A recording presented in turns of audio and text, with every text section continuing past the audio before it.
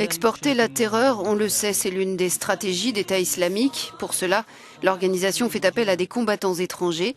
Ils opèrent en dehors du califat autoproclamé à travers son service de renseignement baptisé Emni en arabe et chargé de recruter ces hommes.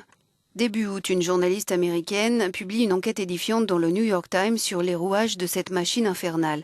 Sur la base de ses investigations et de témoignages de repentis comme Harry Sarfo, un Allemand détenu à Brême. Sarfo ne restera que quelques mois en Syrie, où l'État islamique lui explique avoir davantage besoin de lui en Allemagne. Il raconte ses conversations avec les djihadistes. Mon ami leur a demandé qu'en est-il de la France, et ils ont commencé à rire, mais vraiment à rire, à pleurer de rire, et ils ont dit « Ne t'inquiète pas pour la France ». C'était en avril 2015, 7 mois plus tard, les attentats de Paris feront 130 morts et 350 blessés.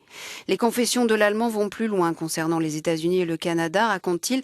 C'est plus facile de les atteindre via les réseaux sociaux parce qu'ils disent que les Américains sont stupides.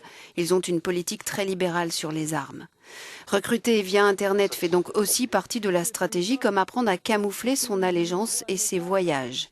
Quand ils reviennent en France ou en Allemagne, ils peuvent dire qu'ils étaient en vacances en Turquie. Rien n'est laissé au hasard. Toutes ces actions, recrutement, formation sont coordonnées par cet homme, le Syrien Abou Mohamed Al-Adnani, porte-parole et chef de la propagande de Daesh.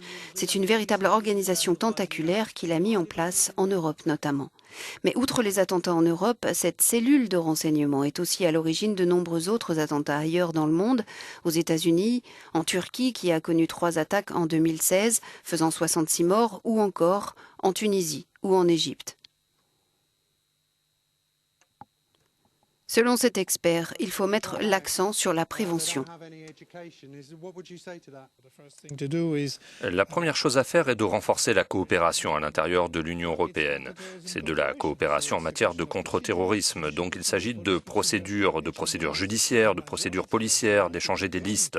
La plupart de ces jeunes qui vont en Syrie sont issus de quartiers pauvres, en décrochage scolaire, au chômage, et un vague, très vague, endoctrinement religieux. Depuis 2 ans, le monde a compris que l'État islamique avait changé de terrain opérationnel. L'enquête du New York Times permet de comprendre l'ampleur de la machinerie derrière les attaques commises en dehors de leurs frontières.